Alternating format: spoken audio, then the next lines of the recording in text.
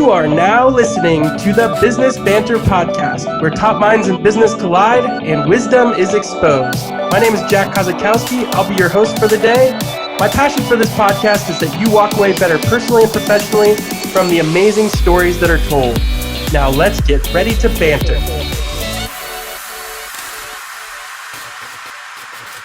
Super stoked for episode 5 of the Business Banter podcast. And today I have an awesome guest on, best-selling author of 2 books. So he's sold almost 15,000 copies and he's well on his way to 100,000 in my opinion, of the hottest book right now in sales and in business, which is called Gap Selling.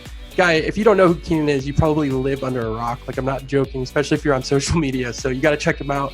He's going to walk us through how he self-published 2 books, not taught in Gap Selling. So if you've ever wanted to write a book or you're thinking about writing a book, you are going to get a ton of actionable information from him on exactly how he did it. But on top of that, you're also going to learn a lot about leadership, a lot about sales, a lot about business. There's so much in this podcast to dissect. So I'm excited to introduce you to Keenan. Now let's get ready to banter. All right. Super stoked for another episode of Business Banter podcast. And I have the one and only Mr. Jim freaking Keenan, or Keenan. I'll just call you Keenan. You better cut that shit out, man. I got no patience for that. So, I hope you already know who Keenan is. You probably do. If you don't, I'm going to let Keenan do like a 30-second intro, and then I'll do my own little version of who Keenan is. Go ahead, Keenan. What do you want me to say? I hate doing that. I'm Keenan. I like sales. Okay. Here's the thing about Keenan, though, and we'll get into your story a little bit, because I think people need to hear your story before they kind of because some people just think you're just this guy that's been like super successful your whole life, but if they've just met you on LinkedIn, but you've got through some shit, dude. Yeah. I think everybody has, though.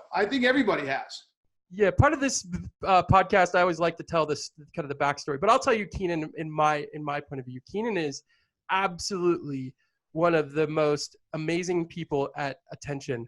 Like, Keenan knows how to get attention at scale better than, you're like the mini black version of Gary Vee. Okay. So I'll give you that.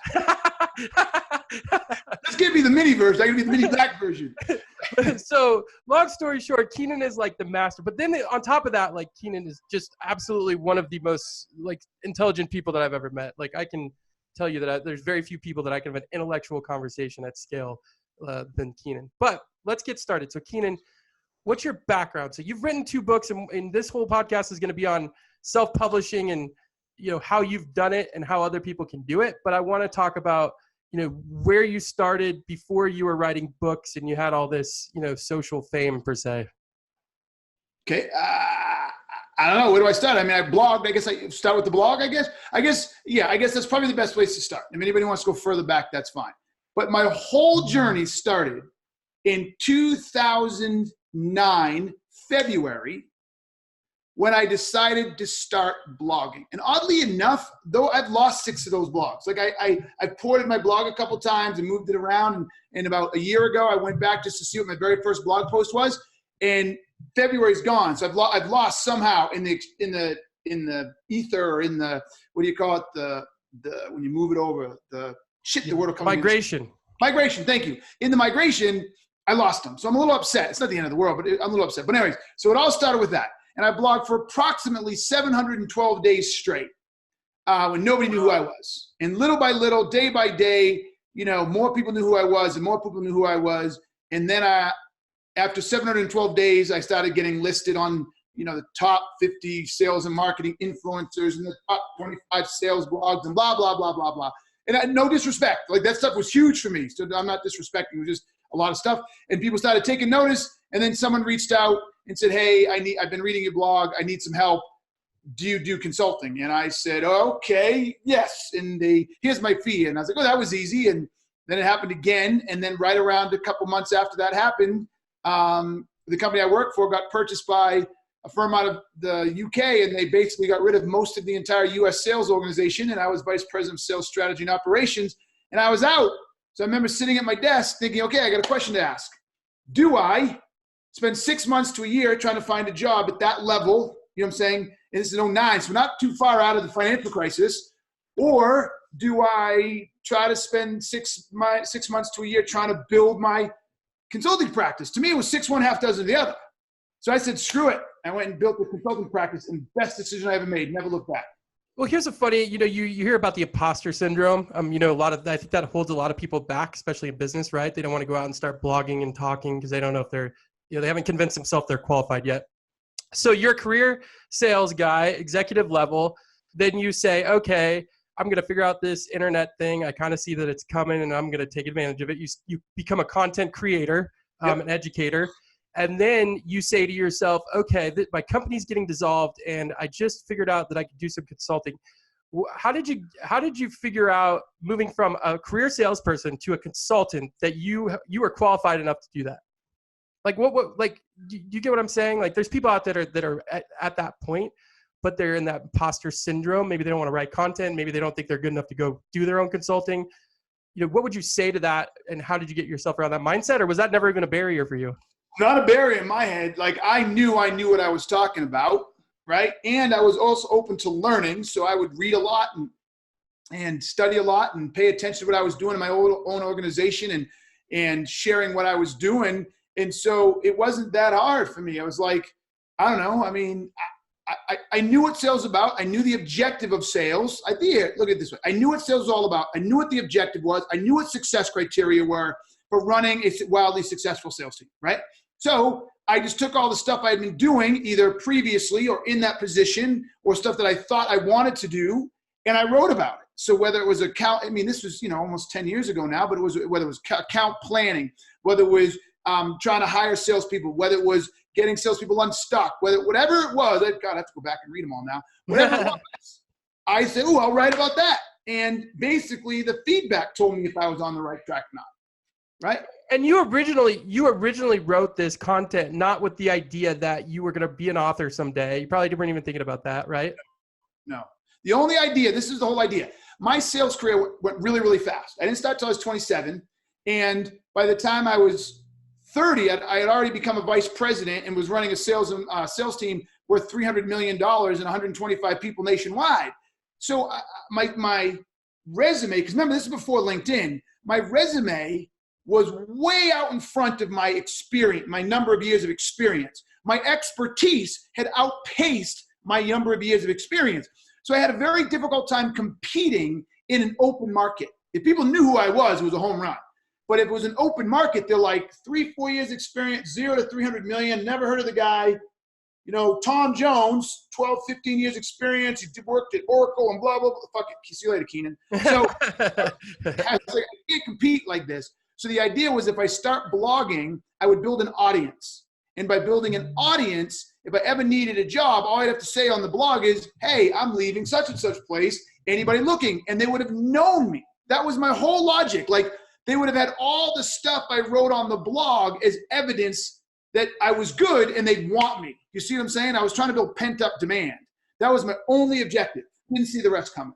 So, and obviously you enjoyed it too. I mean, I think I know you enjoy it. Well, I don't know if you enjoy it as much as you used to, but you enjoy writing and, kind of sharing your wisdom as well, right? I mean, there was a little bit of passion behind that. Yeah. And the passion was connected to the fact that people were reading it and that I was watching it grow. I wouldn't have enjoyed it if I was just writing it for myself and putting it in a notebook in somewhere. Like I found ways to get something from it every single day. Yep. Yeah. And so, okay, so we're walking through your journey. So you're a career executive, sales guy, sales, VP, whatever, at a nice company. Then you start blogging, you start your own consulting business. And and let's be honest, in the beginning, your consulting was business, not necessarily sales training, right? So like now gap selling's so a lot of people, I don't know if they know that about you, but you were actually business consultant, like an overall arching strategy. Now you've kind of shifted toward. No, do both still. I still do both. Okay. Oh yeah. Still do both. So we still do the consulting element where we help turn around sales organizations, get them back on track, what we call strategy, structure, people, process, and we address the whole business as a whole, the whole sales organization as a whole. But then we also now have the training, which fits in the people place, right? Strategy, structure, people, process. In people is training. Okay. The training on gap selling, yes. So then there's other people that don't know this about you, especially if they've been following you on social media, is that you actually wrote a first book. So not taught, baby. Okay. Just sitting there. I didn't even know. It's right there. Bam. So just in reference by one of my mom's favorite books, by the way. So we have, so there's a lot of people that I talk to on a daily basis that I know that have, including myself, that have struggled with this, right? I should write a book. There's a little bit of imposter syndrome in my case, even a little bit, right? I'm like, oh, I'm 37. Like, who the hell wants to read this guy's book? What experience does he have, right?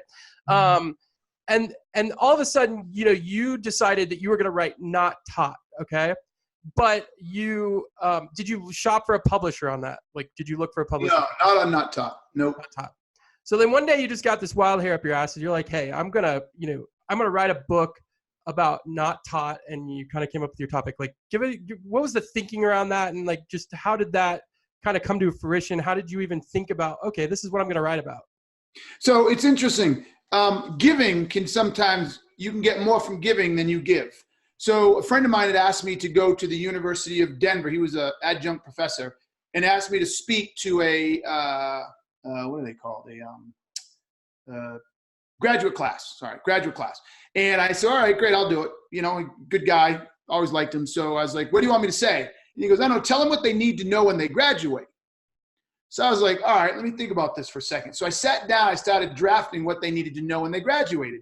And this was in 2012 maybe, or 2012, right somewhere after I'd started my business. So I was very keen to the power of social media. I was very keen to the power of brand. Like, I had seen how I was building a company, a consulting company at that, off of the blog and other stuff. So I wrote it all down, and as I started writing all the things down, I was like, wow, this is completely different from when I graduated. Completely different. So I finished it, and I went and delivered it, and they loved it. And then I was like, well, this is pretty cool. I'll just take every one of these things. I think there were 13 things they need to know, when they graduate. And I did a blog series or maybe a post, I can't remember, but I blogged about it.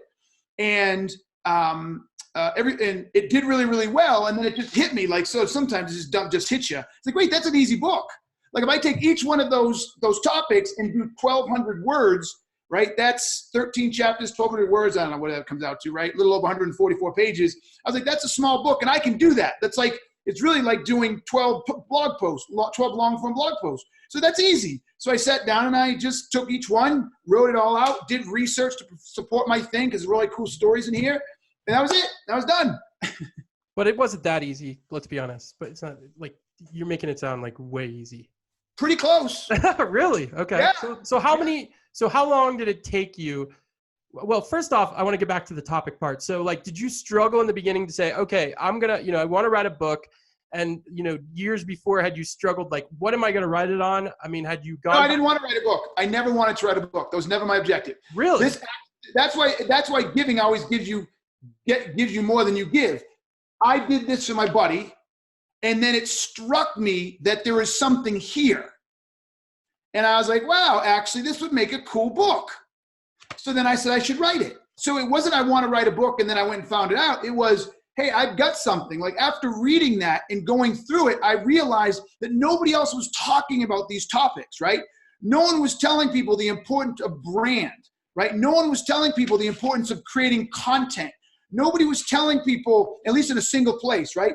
No one was telling people that the world is changing 10 times faster than it's ever changed, using examples of the Standard & Poor's and all that. And that if they're not becoming change creators, they're not changing fast enough, they're going to left behind, right? No one told them how important it is that the world is moving to a place where they want people that can think. In the old days, in the 50s and 60s, and even 70s and 80s, when I was younger, where they told you what to do and you showed up and just followed the rules, companies don't want that anymore. You've got these startups all over the place. So like, this is what I want you to go do. Go figure it out, right? No one was talking about these. So it was so clear to me that this was a great book. So I wrote it.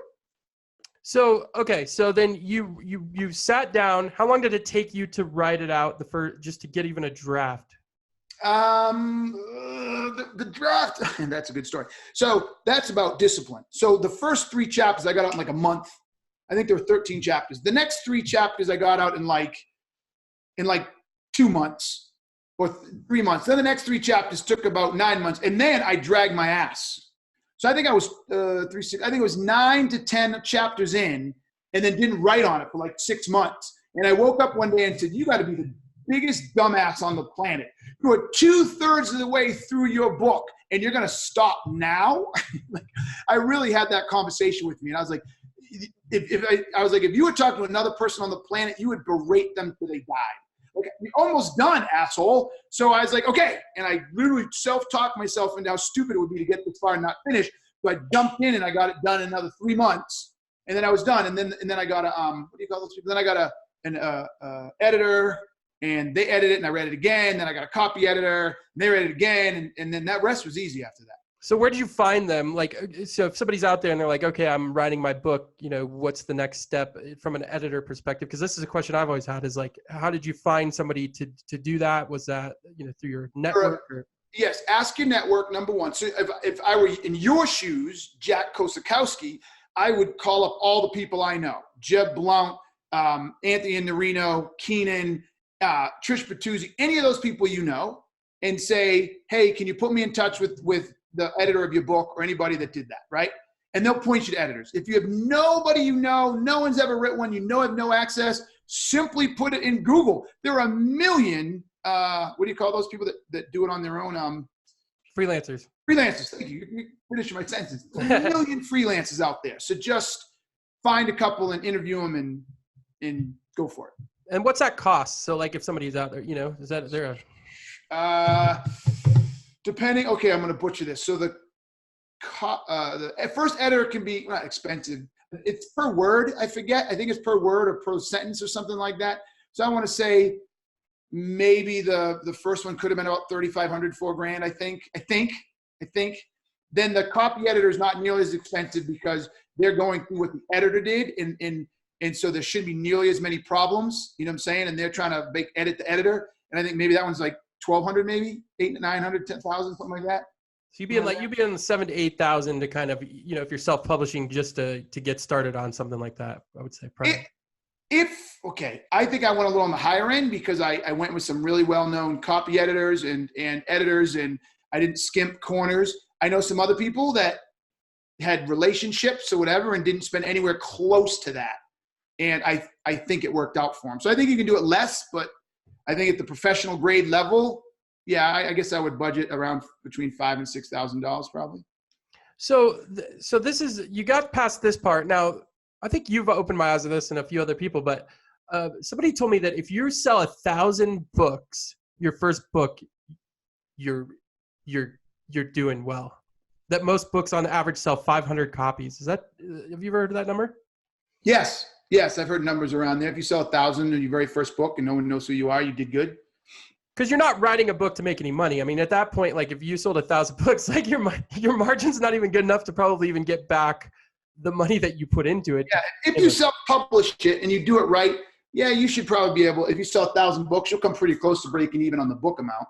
So with Not Taught, what was the hardest part? How many copies did you end up selling of Not Taught? Do you know that number off your head? No, not the top, man. I think about. That's a great question. I don't know, maybe 2,500, 3,000, 4,000. I'm gonna say 3,000 or 4,000, I guess. And the hard part about that was to get out there and you had to do lots of podcasts. And I mean, you were hitting the pavement hard for a while. And then, what would you say the ROI on that was? Or, I know obviously you're not going to know these numbers, not pull from a CRM or something, but like, would you say like, you got a lot of speaking engagements, consulting gigs from that book? Would you say that book had a tremendous ROI for your business? I wouldn't say tremendous because it's funny. It's not a sales book. You know what I'm saying? So I wouldn't say tremendous. But, oh, absolutely. I got some speaking gigs and, at 5-figure speaking gigs. So it for sure made me money. I would say it got me more exposure. But because it's not sales, it didn't really hit the bottom line of the business. It did the speaking side of the business, right? But it didn't on the consulting or the consulting side. So so is there advice you'd give on that front if you are going to self-publish or you're going to come out with a book, to understand what your motive is for that book, right? Like what's the outcome you're looking to achieve? Because I'm guessing if that book right now is like, did you think that was going to help you with your business outcomes, or like what was our motive? No, I just wrote it to write it. I think I just thought it would get me more exposure. I mean, in hindsight, I wouldn't have changed anything because I didn't spend tons of money writing it. It paid for itself. It gave me more content to put on social media so more people learned who I was. I can think of at least a handful of relationships that I got from this just because of this. And you know what, too? I didn't see this coming, and I never could have picked this as a reason to write it. But there were two people, and I'm going to name them because I don't think they'll be mad. Two people whose lives this feels weird saying, but okay, I'll make it easier for myself. This book fundamentally changed their lives. Like fundamentally. One is, oh shoot, I was going to say the wrong name. It'll come to me in a second. One is Larry Levine. Larry Levine will tell you, I mean, he asked me to write on the front of his book, Selling from the Heart, right? Larry will tell you that it was from reading Not Taught that changed his life and made him decide to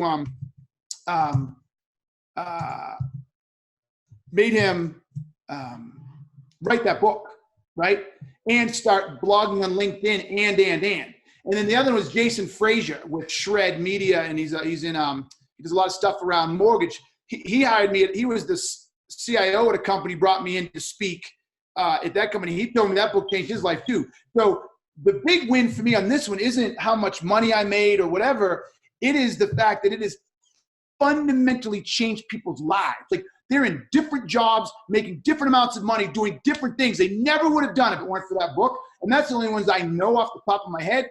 That's been the greatest reward on that. Like that makes my day. So then I love that. So then as you wrote Not Taught, then you have to go out and you have to find somebody to publish it, right? So if you're self-publishing, is there like a publisher that you went through, or like to print the books and do all that stuff? Yeah, so it's interesting. The concept of publishing, I think, confuses people because really all publishers do is they pay for the editors, they do the artwork, there's one other thing they do, I'll tell you in a second. They do all the copy editing and regular editing. They do the artwork. They'll actually change some of your writing if they want to change the way it's structured. They get it printed. Okay? That's 4 of the 5 things they do. That's it. They don't market your book. And most of them will tell you they don't do that. So the other thing they do is they get it into the bookstores, okay, with their relationships. But so really all a publisher is a glorified name of someone who basically does the footwork, right? They have artists on staff to design the cover. They have copy editors on staff that copy edit it and edit it and all that stuff. And then they have relationships with, I don't know, printers somewhere. They're willing to take the risk to print a whole shitload of them and carry them on stock so they can maximize their profit, right? That's all they do, people. And then they get it in the bookstores. They've got the relationships with the bookstores. That's it. That's all they do. So if you can design your own cover and you can get someone to copy edit or edit the book at all the different stages, because another edit, I can't remember what it is. Mine went through 3. But anyways, you can get the damn thing edited. You can do all the artwork. There are a million printers out there. You go find a printer. Create space on Amazon. Go get Ingram Spark. There's a whole bunch of places that want to print that shit for you on demand. So essentially, the biggest thing that a publisher does versus anyone else is they use their relationships to get you in on a bookshelf. Yes, on a bookshelf. Mm-hmm. That's, in my opinion, that's about all they do now. Like, I'm not sure. I'm coming out another book, and I'm going to just float it to see if anything's changed, but I don't think I'll ever use a publisher again. These dipshits wouldn't take me for gap selling, right? Because here's the other thing about publishers. Sorry, publishers, if you don't like it, it's your world, you own it, not me. They must have asked me a million questions about how big is my audience? What am I going to do to sell it? It's all about me. And I'm like, wait, what are you bringing to the table? I've got money. I can pay a designer to design it. I can pay a copy editor. So this all comes down to you fronting money basically to pay for this stuff till we get it out. I don't see any value in that. Keep going for me. Other than the bookstores and the credibility of publishing, right? I was published by someone else. Someone gambled on me. I don't see the value. And oh, by the way, when you go with them, in most cases they own the rights to it, and your percentage of profit is tiny. I get 6 to 7x selling it myself than if they had published it. Interesting. So okay, so let's we've kind of gone through that. So the next mindset is, and this is where people usually say that, writing a book takes years off your life. Now you sound a little bit different, but so now you go and you're like, I remember I got a message from you one day. You're like, I'm writing another book. And I'm like, oh my God, you're nuts, dude. You just got done with the Knot Top. So then you say, okay. And you just like, did you wake up with this idea? Because gap selling is like a whole different level than what Knot Top was. I mean, you're talking night and day, right? So what was your mindset with, the next book you go, I'm going to write gap selling? Like where, how did that even come about? That came about after years of selling myself, running sales teams, and then really all solidified over the 7 years because now it's been 9 years. Well, I guess 8 years because gap selling just came out in December. Over the 7-8 years when I was consulting. So I would be out on site working with salespeople, working with sales organizations, working with the sales leaders, seeing the challenges, seeing the issues, and seeing how salespeople fucked up all the time in spite of all the training they got, whether it was bloop, bloop training or bloop, bloop training, right? They would get it, and I'm still watching these horrific mistakes. And so this is funny. It's the God's honest truth. I can't tell you how many times it happened, but it happened at least once or twice a year. I'd get so frustrated with a sales team, I'd be like, fuck it.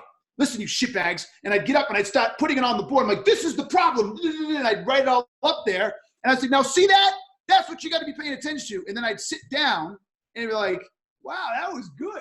Like I would look back at what I just wrote and be like, that's awesome. So I took pictures. And then over time, I collected all of that stuff and I would use it. So anything I took a picture of, and I'm making up a year, 2013, the next time I went out with salespeople and knew we had those problems, right? And then I knew they were having those problems, I would go back to what I had done with that. And then another one would come up and I'd add on. And eventually, that's where gap selling came out. I literally, out of frustration with a particular sales team, ran up on the board and said, let me explain this to you. And I went, this is what we need to know first in the current state. And this is what we need to know second. And then if it's not big enough, you're wasting your time. And that was the gap. And then I left it at that, and I took a picture. Ooh, that's it right there. And then it just went from there. That's cool. And so how long did that one take you to write, gap selling? So that one went faster. The other one took me 18 months. Gap selling took me 10 months. And so gap selling, and I know you were going to get these numbers, so I don't know if you have them yet. How many copies do you think you've sold of gap selling so far, and how long has it been out? So it's been out since December, and in all mediums, so hardcover, Kindle, audio, we've sold well over 15,000. Wow, that's amazing. And then, so you sold, just to put that in perspective, with Not Taught, in 3 years or whatever it's been out, you sold 2,500 to 3,000. Gap selling, you've already sold in what was it, 5 months? Maybe? No, it came out in December, so we're at 9 months. 9 months. Wow, that's incredible. And this is pretty much, the thing that I was always frustrated with you is because you don't run a lot of ads, which we could talk about that another day. But this is all straight organic, like, social LinkedIn bootstrapped content promotion. Yes, and I give credit to every person who's read it. All the people who've read it. Like if the book were a person, I'd have to give all the credit to the book. Like the book, people really, really like it, and it resonates, and it's working, and so they tell other people about it. I literally have people call me up and say, okay, this happened 3 weeks ago. Keenan, been following you. I've been listening to what everybody says about the book. I want to buy 100. I can't buy 100 on Amazon. They're out. What do I do? Right? Literally. So it just happens all the time. People like the book, and so I give the book credit more than my yapping on social. So I know we're running down on time, but I want to, like, if I just want to get 3 pieces of advice from you for somebody that's looking to write a book, right? But they maybe need the motivation. They don't know where to start. Like, what are the 3 pieces of advice you'd give somebody right now that's looking or thinking about self-publishing a book on how to get started and what they need to do first, second? Oh, this is easy. And what I love about it too is watch. No one's going to do this. And the 1 or 2 people that do it will be successful, but no one's going to do it. First thing first, stop thinking about writing a book. Okay? Whatever topic that you think you want to write a book on, that you think is important to you, start a blog. And I want you to blog every day or every 3 days a week. I don't give a shit. I'll give you a benefit. 3 days a week for 1 year on that topic. Don't write the book. Just write on that topic. Right? So if let's just say you want to write a book on parenting, great. You spend 1 year writing on parenting. Whether it's going to be in the book or not, I don't really give a shit. We spend 1 year writing on parenting. And then at the end of that year, ask yourself, how many followers do you have? How many people are reaching out to you? How many people are engaging? And is it increasing? I don't care if it's 1,000, 100, or 500, as long as it's growing. And if you've been able to grow that audience for that year, then you say, okay, I'm going to write the book. Then you start the book. You can leverage your writings. It acts as a repository. So you go back in and look what you wrote. It helps structure the framework. But here's the best part. Then you tell the people who are following you that you're writing the book. And so now when the book finally launches, you've got a built-in audience.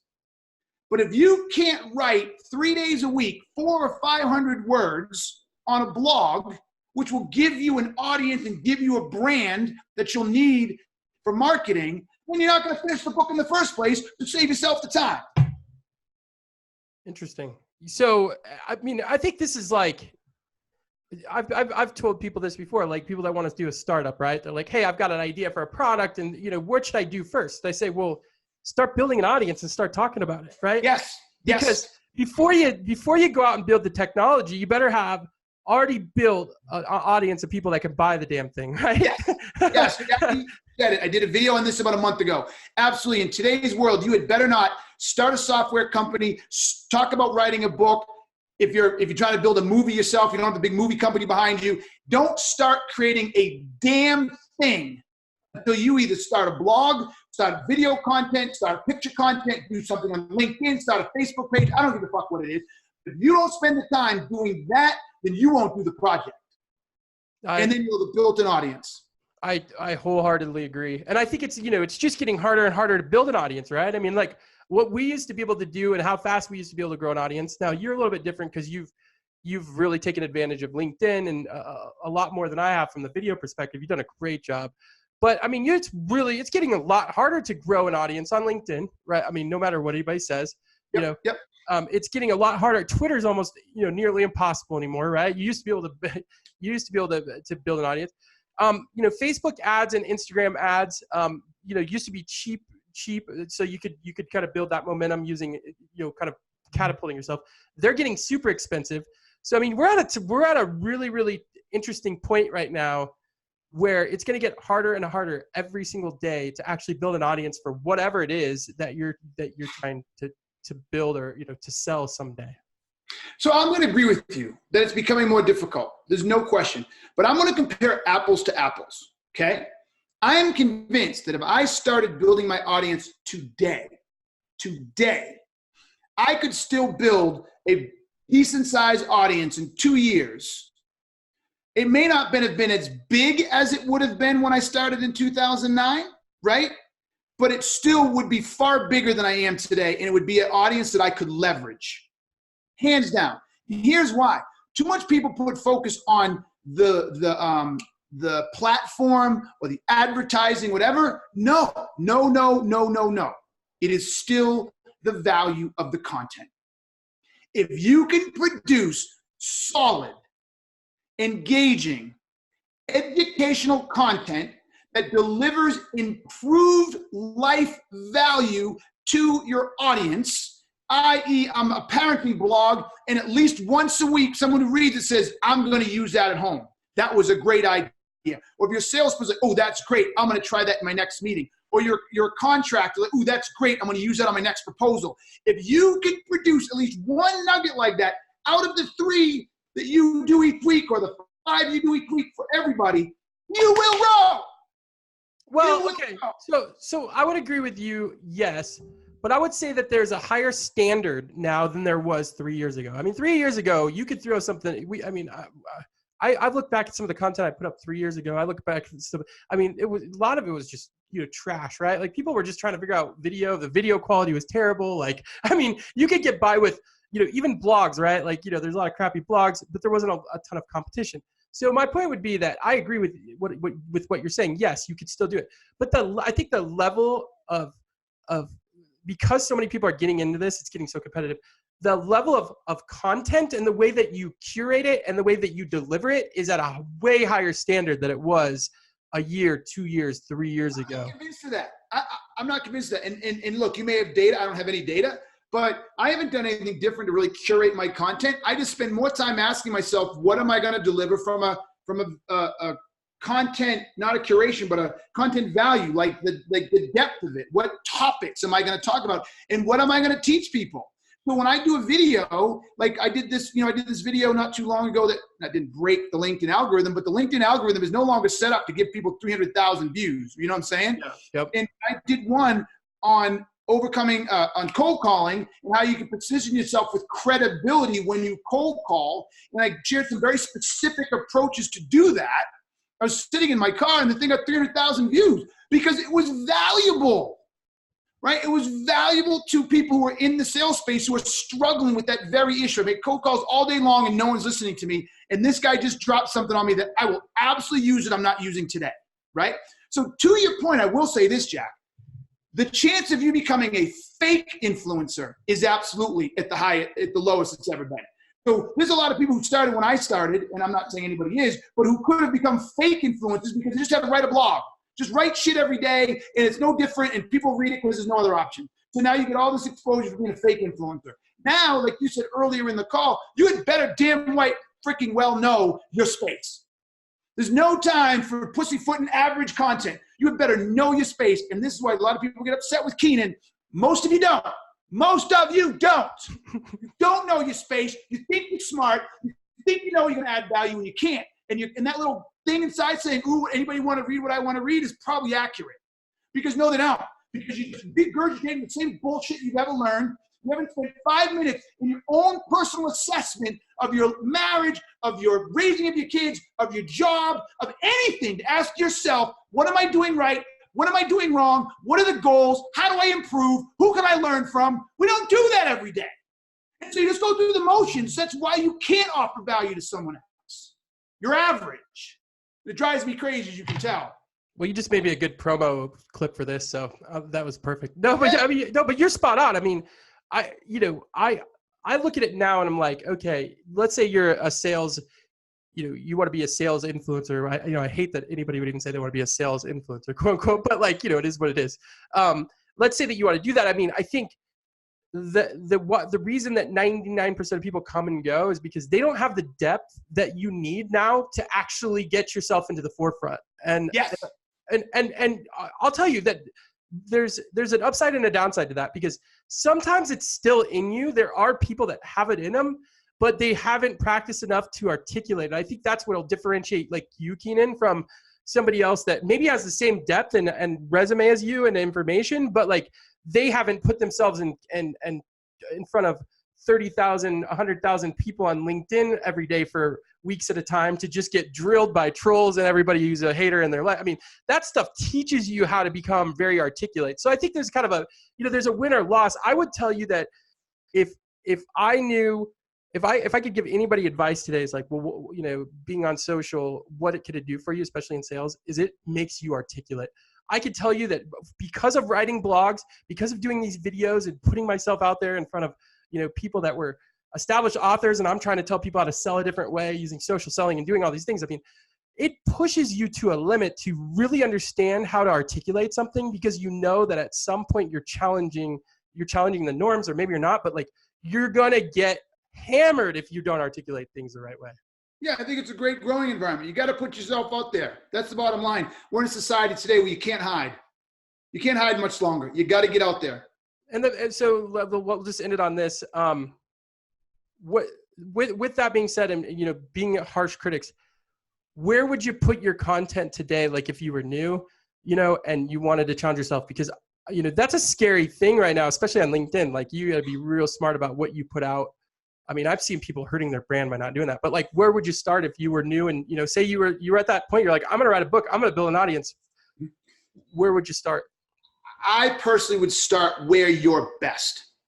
So if you believe that writing is your best approach, your best skill set, right? Then I would start my own personal blog under my own URL so I get the SEO. If I felt that video was my best and I felt that video that is, quick because look, don't use YouTube. Don't use YouTube. Here's why. YouTube has come so far now to the TV station. Even people with really big brands don't do on YouTube because they put so much emphasis on the production value of YouTube now. It's not a place to just show up and talk. No matter what anybody tells you, it's not. There's so much that goes into YouTube that if you get caught up in that, you'll spend so much time trying to produce the video content that you won't be able to get enough content out. So I would say that if you think you're a video guy, I would, depending on your audience, if it's B2C, and that's what you're really known for, parenting, or I don't know, I keep coming back to that, knitting or whatever, then I would do Facebook Lives regularly, and I would do quick Facebook quick hit videos that I would drop and just keep doing them and keep doing them and keep doing them. If it was B2B, I'd do them on LinkedIn. If I felt that my best was audio, then I would do a podcast. And I would do a podcast where I only had guests once in a while because you need your knowledge to be driving it, not the knowledge of others. So I might do 4 podcasts that's me just getting on and talking about whatever my subject is. And then I'd bring a guest in that area, and then 4 more, and then bring in a guest, right? But so I would pick one of those 3 mediums, and it would be based on what I do best, like where I'm most comfortable. But then I would fill it in. So if I'm doing podcasts, then I would create my own homepage again, home landing page if I'm doing podcasts, send them there. But then when I dropped one, I'd go to LinkedIn or go to Facebook and tell people it's been dropped. So I'd promote it using all the different mediums, but I'd circle the wagon on one big one depending on what I'm best at. Okay, well, and that was awesome. I agree with I can't argue with anything you just said there. I mean, you really, it's about distribution at this point, right? I mean, it's, you have so many things you got to think about: the quality, the distribution, how you curate things, and, taking old things, making them new again. I mean, that's awesome. Well, thank you, Keenan. Where can people reach out to you, and where can they buy your book? So Amazon, no problem. Barnes & Noble, no problem. As far as the book is concerned, you can hit me up at salesguy.com. You run a sales guy in Google, it's everything. Or you can just hit me up on LinkedIn under Keenan. Beautiful. Thank you, sir. Thanks for coming on here. Thank you, baby. It's good stuff.